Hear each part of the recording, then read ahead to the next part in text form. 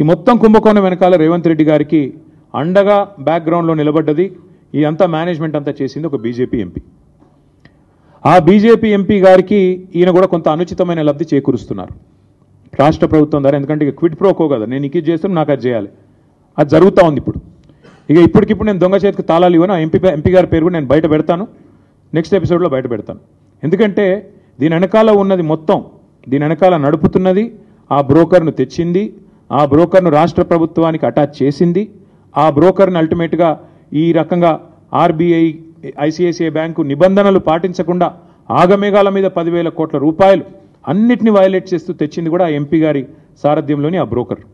ఎందుకంటే అంత strong backing ఉంటేనే యూనియన్ గవర్నమెంట్ది ఇంత వేగంగా డబ్బులు వస్తాయి. లేకపోతే 10 రూపాయలు పుట్టాలన్న సామాన్యుడికి దేశంలో 10 రూపాయలు బ్యాంకు నుంచి రావాలంటే 10 క్వశ్చన్లు కాదు 100 క్వశ్చన్లు అడుగుతారు.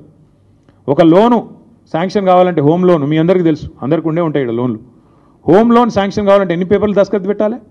అట్లాంటిది 10,000 కోట్లు నీది కాని భూమికి కూడా ఇచ్చినవాడు నేరస్తుడా కాదా? దొంగల్లాగొచ్చి అర్ధరాత్రి అపరాత్రి అని కాకుండా 100 ఎకరాల్లో వారు ఏదైతే దాడి చేసినారో ప్రభుత్వమే మరి రక్షించాల్సిన వాళ్ళని భక్షిస్తుంటే సహజంగానే ఆవేదనతో అటు హెచ్సియు విద్యార్థులు కానీ దేశవ్యాప్తంగా పర్యావరణవేత్తలు కానీ ఉద్యమం చేసినారు. కానీ దీని వెనకాల అసలు రేవంత్ రెడ్డి గారు ఇంత హడావుడి ఇంత హంగామా ఎందుకు చేస్తున్నారు అని మేము ఆరాధిస్తే దీని వెనకాల దాదాపు 10,000 కోట్లను దోచే ఒక భారీ స్కామ్కు వారు తెరదీసినట్టుగా మాకు సమాచారం అందింది.